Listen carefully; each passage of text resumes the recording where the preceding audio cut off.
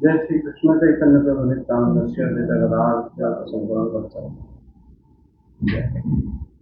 जय श्री गुरुदेव श्री सुभद्रा श्री जगन्नाथ जय भक्ति माता जय सभी भक्त वृंद श्री जगन्नाथ भाव जय जय जय श्री राधे। आगे सुखदेव गोस्वामी का आदित्यैवं स्तुते राजन् भगवान् पुष्करणे क्षण क्षत्रज्ञः सर्वभूतानां मिति होवाच भारत। श्री सुखदेव जी कहते हैं परीक्षित, जब अदिति ने इस प्रकार कमल नयन भगवान की स्तुति की, तब समस्त प्राणियों के हृदय में रहकर उनकी गतिविधि जानने वाले भगवान ने यह बात कही। हाँ, मतलब श्री भगवान 10:30 हो गए हैं। श्री भगवान देखे कि कह रहे हैं कि हे भारत एवं आदित्य स्तुता, जैसे ही अदिति ने स्तुति करा भगवान पुष्कर क्षण, जैसे ही इस प्रकार उन्होंने श्री भगवान को स्तुति करे, भगवान की पुष्कर क्षण, भगवान की इक्षण जो है उनका नयन जो है कमल फूल का खिला हुआ है, और उन्होंने पुष्कर क्षण सर्वभूतानां क्षत्रज्ञ, और उन्हें सबके अंतर्जामी है। तो इससे अंतर्जामी गुण जो भगवान का है तब होता है जब आप उनके शरण में जाते हो, तो अंतर की बात वो जान लेते हैं। मेरा भक्ति तो कर रहा है लेकिन अंदर में ये सब बातें उसको मतलब परेशानी कर रहा है, भक्ति में बाधक हो रहा है। अंतर्जामी भगवान उस समय हो जाते हैं, वे इस तरह से कहे। अन्यथा श्री भगवान आप देखोगे किसी किसी जगह में आके पूछते हैं, आप बताओ क्या भगवान को पता नहीं, वहां पूछते क्यों है? वहां पर सचमुच भगवान को पता नहीं होता। जब माया लोगों से बात करते हैं भगवान, जब उनके भक्त कोई बात मतलब शरण में आ जाता है, वो अंतर्जामी हो जाते हैं, जानते हैं कि भक्त मेरा कुछ कहता तो नहीं है। मान लो यहाँ पर रोमांचित हो गया, कप कपा आता और आंसू बहा के चला गया, भगवान सब जान गए क्या कहता है। सर माया लोगों को दर्शन देते हैं। हाँ, जब लीला शक्ति उनको माया में ही रखती है। अच्छा, वो तो ज्ञानी हो गए। हाँ, ज्ञान हो गए, लेकिन लीला शक्ति जब उनसे मिलवाती है भगवान से, तो वो लोग उसी क्षण भगवान उसी तरह उनसे पेश आते हैं। बड़ा अद्भुत होता है उनका जो बातचीत भगवान, जैसे श्री राम के साथ अथवा भगवान के साथ रावण का जो बातचीत हुआ, और जब युद्ध क्षेत्र में, और भगवान जैसे बाली से बातचीत वगैरह कर रहे थे, वो सब भी बड़ा अद्भुत है। भगवान जबकि सबके हृदय में रहते हुए भी वो जैसे ऐसे बात करते हैं उनको पता नहीं, लीला शक्ति से कराती है भगवान को, तभी भक्तों को बड़ा रोचक लगता है वो सारे लीला। और भगवान जो भी कार्य करते हैं, जैसे यहाँ पर भगवान कहते हैं, श्री भगवान वाच देवो माता भवत्यास्मि विज्ञातम चिरांकितम यत् सपत्नैर्हुत स्त्रीणां च बीतानां स्वधामतः तान्निर्जित्याः समरे दुर्मदानासुरर्षभान् प्रतिलब्धा जयश्रीभिः पुत्रैरिच्छस्योपासेतुम्। अनुवाद। ये भगवान ने कहा, देवताओं की जननी अदिति, तुम्हारी चिरकालीन अभिलाषा को मैं जानता हूँ। शत्रुओं ने तुम्हारे पुत्रों की संपत्ति छीन ली है, उन्हें उनके लोभ से खदेड़ दिया है। तुम चाहती हो कि युद्ध में तुम्हारे पुत्र उन मतवाले और बलि असुरों को जीतकर विजय लक्ष्मी प्राप्त करें, तब तुम उनके साथ भगवान की उपासना करो। तुम्हारी इच्छा यह भी है कि तुम्हारे इंद्र आदि पुत्र जब शत्रुओं को मार डालें, तब तुम उनकी रोती हुई दुखी स्त्रियों को अपनी आंखों से देख सको। अदिति, तुम चाहती हो कि तुम्हारे पुत्र धन और शक्ति से समृद्ध हो जाएं, उनकी कीर्ति और ऐश्वर्य उन्हें फिर से प्राप्त हो जाएं, तथा वे स्वर्ग पर अधिकार जमाकर पूर्ववत विहार करें। परंतु देवी, वे असुर सेनापति इस समय जीते नहीं जा सकते, ऐसा मेरा निश्चय है, क्योंकि ईश्वर और ब्राह्मण इस समय उनके अनुकूल हैं। इस समय उनके साथ यदि लड़ाई छेड़ी जाएगी तो उससे सुख मिलने की आशा नहीं है। फिर भी देवी, तुम्हारे इस व्रत के अनुष्ठान से मैं बहुत प्रसन्न हूँ, इसलिए मुझे इस संबंध में कोई ना कोई उपाय सोचना ही पड़ेगा, क्योंकि मेरी आराधना व्यर्थ तो होनी नहीं चाहिए। मुझसे श्रद्धा के अनुसार फल अवश्य मिलता है। तुमने अपने पुत्रों की रक्षा के लिए ही विधि पूर्वक पयोव्रत से मेरी पूजा एवं स्तुति की है। अतः मैं अंश रूप से कश्यप के वीर्य में प्रवेश करूंगा और तुम्हारा पुत्र बनकर तुम्हारी संतान की रक्षा करूंगा। कल्याणी, तुम अपने पति कश्यप में मुझे इसी रूप में स्थित देखो और उन निष्पाप प्रजापति की सेवा करो। देवी देखो, किसी के पूछने पर भी यह बात दूसरे को मत बतलाना, देवताओं का रहस्य जितना गुप्त रहता है उतना ही सफल होता है। देखो यहाँ पर भगवान बताते जो ये श्लोक है, तथा अहम उपत्य गुप्त प्रयव्रतेन अर्चित अनुगुणम समेधीत मरीच मरीच तपस्याधिष्ठित स्वांसेन ते पुत्रत्वम उपत्य ते सुतपागता अस्मि। मतलब मैं अंश अपने अंश से ही तुम्हारे पुत्र बनूंगा। लेकिन जब अनुवाद में लिख दे कि महर्षि के बीर्ज में प्रवेश करके पुत्र बने, ऐसा अनुवाद लोग क्योंकि समझ नहीं पाते ना, तो इसलिए वो लोग अनुवाद ऐसे ही लिखते हैं। वीर्य शब्द भगवान के अवतार के लिए एक जगह में लिखा गया है, तृतीय स्कंद में, जो कर्दम मुनि के वीर्य से भगवान जो प्रकट, वहां पर गोस्वामी व्याख्या करते हैं कि वो वीर्य हो गया। वीर्य शब्द का अर्थ होता है सामर्थ्य, भक्ति। उनकी तुम वीर्य जिसको कहते हैं कि वीर्यवान, मतलब होता है शक्तिवान को भी वीर्यवान कहा जाता है। जिसके पास सामर्थ्य है वो वीर्यवान है। वो उनकी सामर्थ्य से भगवान, उनकी भक्ति से भगवान प्रकट हुए थे, वही अर्थ आता है। नहीं तो क्या होता है ना, कारण ये इस तरह का अनुवाद में से भी लोग समझ नहीं पाते, तभी तो भागवत तो समझना मुश्किल होता है। और कहते हैं कि मतलब शिव भगवान बताते हैं कि जैसे वो स्पष्ट बता दिए कि अधुना ते असुर यूथानम अपारणीय इति में मति है, वो जो मेरे मत है, मेरे मानना है कि वो अभी ऐसे जीते नहीं जाएंगे। क्यों? क्योंकि यते अनुकूले ईश्वर विप्र गुप्त विक्रम संपन्न सुखम न ददाति। क्योंकि उनके अनुकूल हैं, वो भी मुझे आराधना करते हैं, ईश्वर हैं। और आपकी, लेकिन फिर भगवान देखो कैसे बड़ा द्विविधा सिचुएशन को हैंडल करते हैं। ये भी उनको आराधना करें, वो भी उनको आराधना करें। अब भगवान दोनों को सुख देना चाहते हैं, तभी दोनों को देंगे भी। और वो कहते हैं कि देवी तुम्हारे जो व्रत के अनुष्ठान अथापि ते व्रतचर्यांग संतोषी तस्य में उपाय, मैं संतोष लाभ करा हूं तुम्हारे व्रत से, और मैं इसका उपाय करूंगा। भगवान उपाय करेंगे तो भगवान सीधा मांगने पहुंच जाएंगे, हाथ फैला। लक्ष्मीपति सारे जगत के नाथ है, वो अगर किसको मांगने पहुंच गए तो वो दे देगा। बस यही तरीका है, उनको हरा सकते हैं। और जो हम करेंगे लड़ाई करके हरेंगे, नहीं हरा सकते। तभी आप देखोगे जब द्वितीय स्कंद में ब्रह्मा जी ने जब लीला बताए हैं भगवान के अवतार के बारे में, प्रथम स्कंद में शुद्ध गोसाई काल बताए हैं, तो वहां पर वामन अवतार के समय में ब्रह्मा जी ने वही बात बताया कि जो समर्थ पुरुष है उनको याचना के द्वारा ही उनको परास्त किया जा सकता है। सबसे क्यों समर्थ है, अब मांग लो उनको, बस जो चाहे तुम्हें दे देंगे वो। अब भगवान ने मांगने के लिए पहुंच गया उनको, और वो जानते हैं कि लक्ष्मीपति इनके पास क्या कमी है, क्या नहीं है, वो मांग रहे हैं। जब बलि महाराज सामने सीधा हाथ फैला खड़े हो गए, तो बलि महाराज जानते हैं कि नारायण है,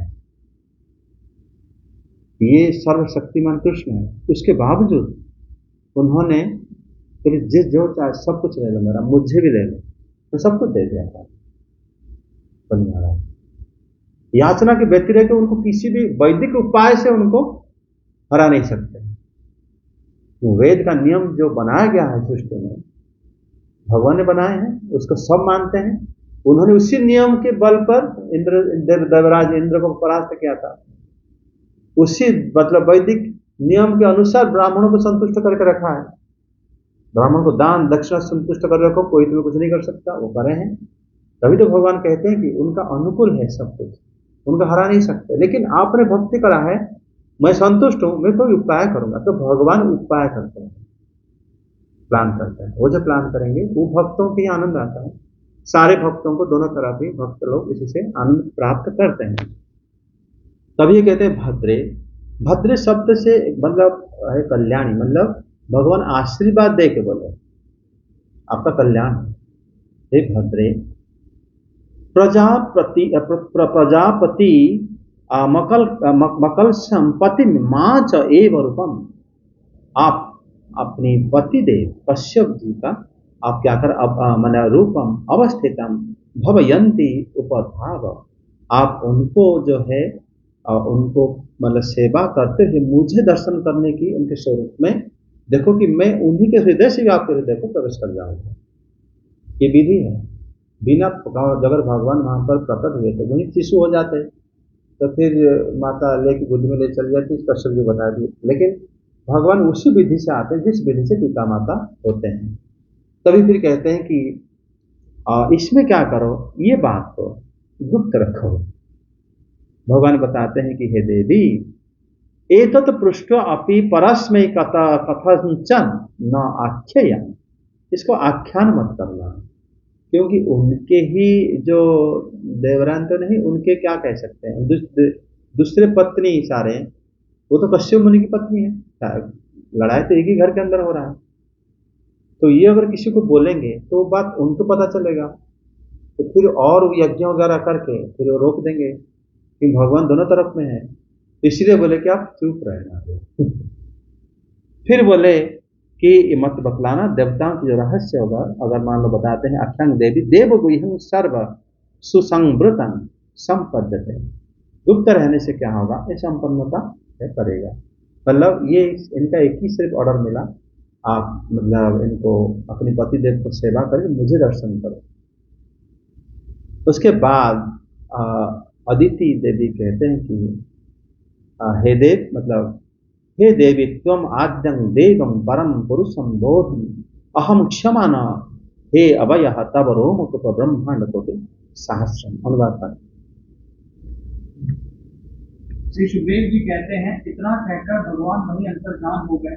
उस समय अदिति यह जानकर कि स्वयं भगवान मेरे गर्भ से जन्म लेंगे, अपनी कृत्यता का अनुभव करने लगे। आगे जन्म लेंगे, अपनी कृत्यता का अनुभव करने लगे। भला यह कितनी दुर्लभ बात है। वह बड़े प्रेम से अपने पतिदेव कश्यप की सेवा करने लगी। कश्यप जी सत्यदर्शी थे, उनके नेत्रों से कोई बात छिपी नहीं रहती थी।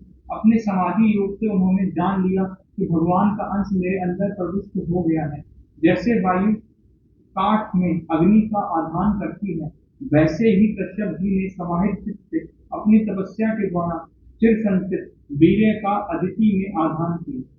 इसमें देखो, चिर संचित वीर्यम यहाँ पर बताया गया, चिर संभृतम वीर्यम आदित्याम आघातः, उन्होंने उनको प्रदान करे। क्योंकि कश्यप जी जब तपस्या कर रहे थे, जब अदिति देवी उनको आके सेवा करने लगी, कश्यप जी के हृदय में भगवान की स्फूर्ति होने लगी।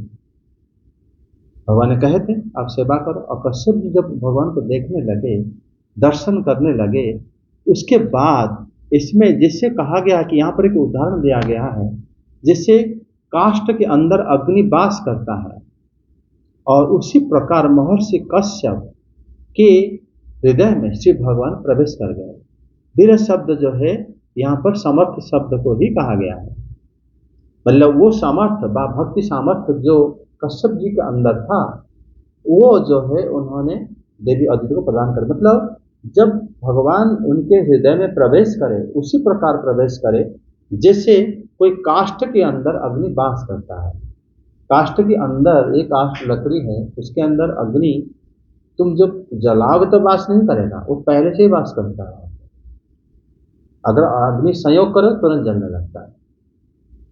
उसी प्रकार श्री भगवान उसी तरह पहले सर्वत्र थे, लेकिन इनको अभी पता चला, इनको ना कश्यप जी को, कि ये मतलब भगवान अवतार लेने जा रहे हैं, कि शायद मतलब अदिति की जो भक्ति है उसी वजह से, तब भी उन्होंने अदिति देवी को, जैसे पिता होते हैं उसी माध्यम से ही अदिति के उन्होंने वो भगवान के स्वरूप को दोबारा प्रदान करे। जिसे आप देखोगे कंस की बंदीशाला में भगवान इसी तरह ही अवतार होते हैं। तो वहां पर जैसे ही वसुदेव जी के मन में भगवान स्मरण हुए, वहां पर उन्होंने माता देवकी से बातें करने लगे, ऐसे ऐसे मैंने बालक देख रहा हूं, जिससे बातें करने लगे तो भगवान उन्हीं के हृदय में भी आ गए, माता देवकी को भी देखने लगे। अन्यथा अगर उनको पता है कि अगर पुत्र जन्म होगा तो वो कंस मार देगा, ठीक है, तो जानते हैं। और अगर मैथुन द्वारा अगर पुत्र सृष्टि होते तो उनका तो सबसे बड़ी उपाय है कि हम आपस में किसी भी प्रकार संबंध नहीं रखेंगे, वो रखते भी नहीं थे, लेकिन दैव की इच्छा से अपने आप पुत्र होने लगे थे हम पर सारे। कि भगवान जहां अवतीर्ण होंगे वहां पर और योग माया सारे व्यवस्था कर देते, समझे कि नहीं। फिर जहां पर सारे इस प्रकार भगवान ने अवतरण हुए और ब्रह्मा जी ने तब आगे श्लोक 24 पढ़ो, एक बार खत्म हो जाएगा, भगवान के अवतार हो जाएगा। जब ब्रह्मा जी को यह बात मालूम हुई कि अदिति के गर्भ में तो स्वयं अविनाशी भगवान आए हैं, तब वे भगवान के रहस्यमय नामों से उनकी स्तुति करने लगे। आगे ब्रह्मा जी ने कहा, समग्र कीर्ति के आश्रय भगवान आपकी जय है, अनंत शक्तियों के अधिष्ठान आपके चरणों में नमस्कार है।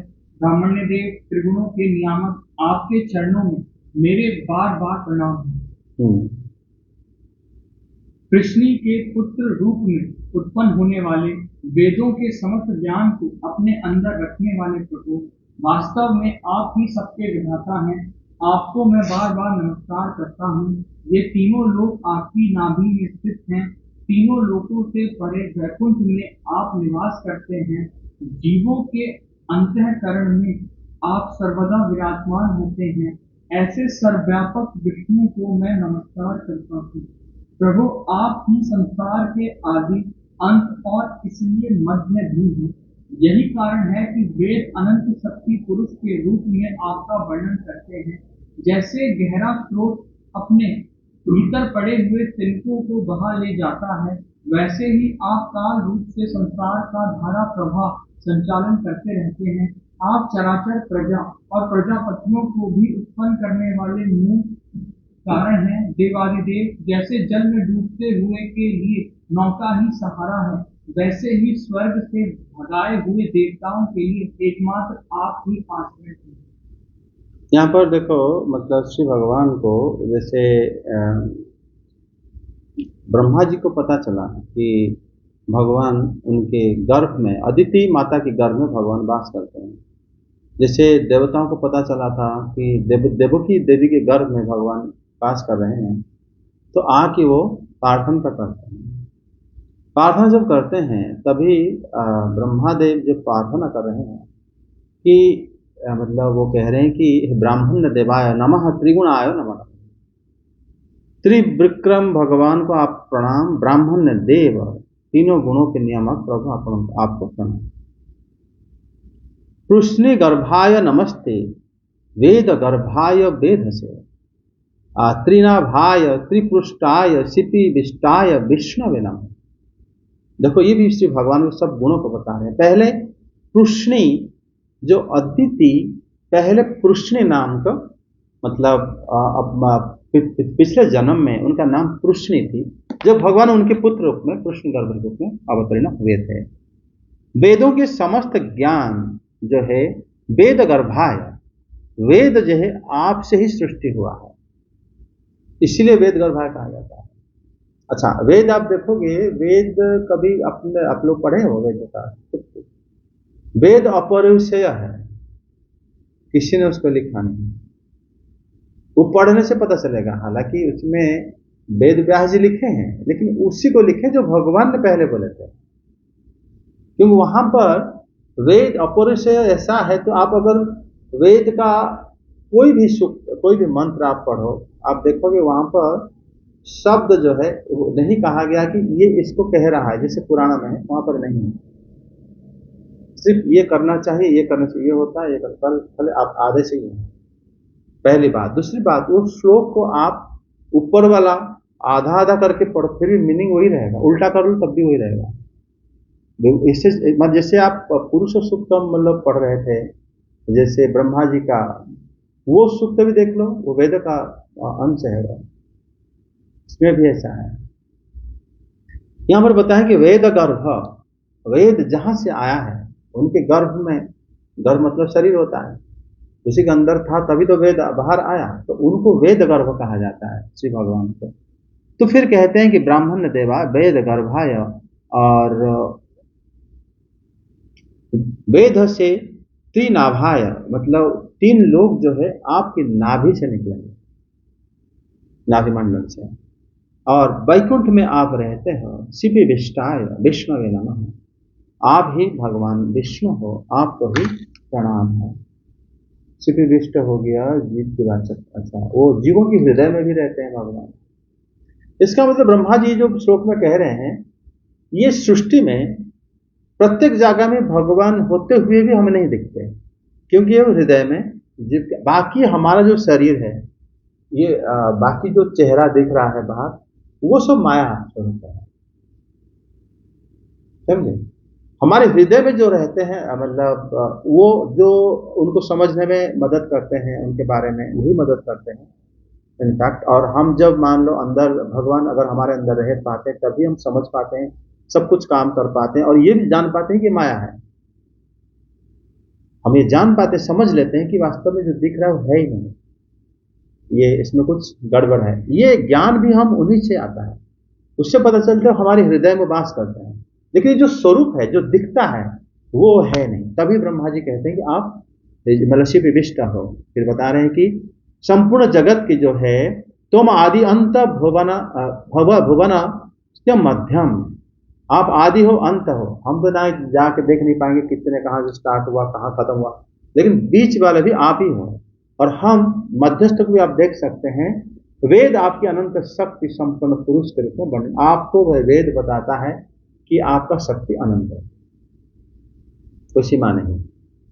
और ये अनंत शक्ति के वजह से ही आप यहाँ पर हो, अन्यथा एक के अदिति माता के गर्भ में छोटा सा गर्भ के अंदर आप कैसे आ गए? तो फिर आप स्वल्प शक्ति विशिष्ट होना चाहिए। उन्होंने बताया कि मतलब आप जो है अनंत शक्ति पुरुषम आहु, ब्रह्मा जी कह रहे हैं क्योंकि आप अनंत शक्ति हो, आपके पास है, शक्ति की सीमा नहीं है, इसलिए आप छोटे होके भी रह सकते हो और उनके अंदर में भी वास कर सकते हो। पूर्ण शक्ति उसी के अंदर भी वास कर सकता है और आप उसी रूप में भी अनंत शक्तिमान हो। हमें एक वस्तु छोटा दिख रहा है, हमें एक वस्तु बड़ा दिख रहा है, दोनों ही माया है कि नहीं? छोटा बड़ा का मतलब क्या है? हम जिससे कंपेयर करके जिसको मेजर कर रहे हैं वो एक माया नहीं तो और क्या है?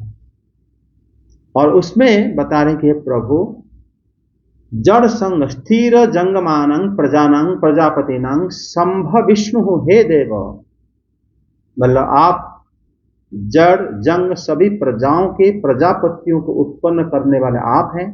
स्वर्ग से निकाले गए जो देवताओं के लिए एकमात्र सहारा भी आप हैं।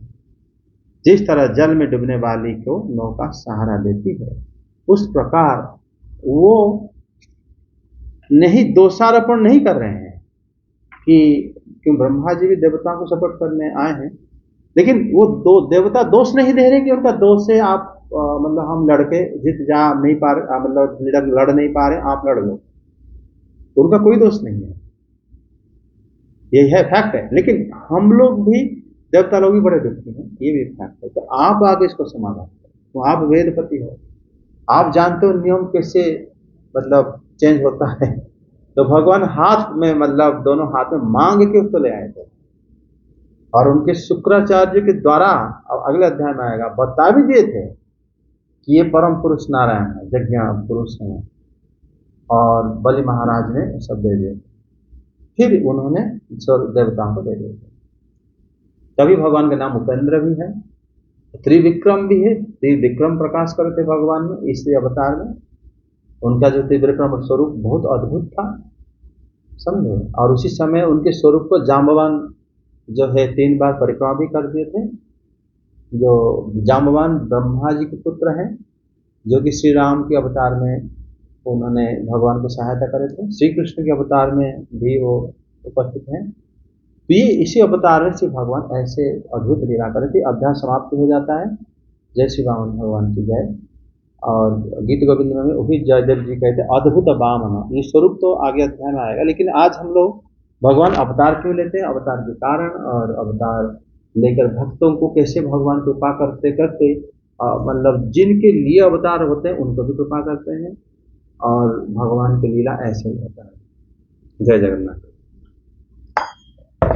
श्री कृष्ण गोविंद हरे मुरारी, हे नाथ नारायण वासुदेव।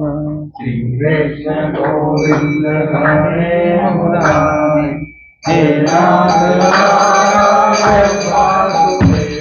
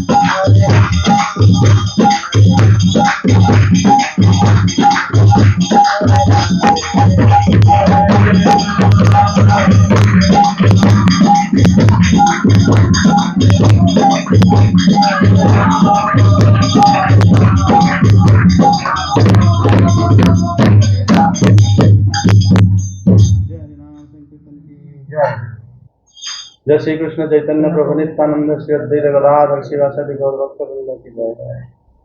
जय श्री बलदेव, जय श्री भद्रा, जय श्री जगन्नाथ, गुरुचंद्र की जय है, श्री जय तुलसी माता की जय, श्री भागवतम की जय, श्री वामन द्वादशी की जय, श्री अदिति देवी की जय।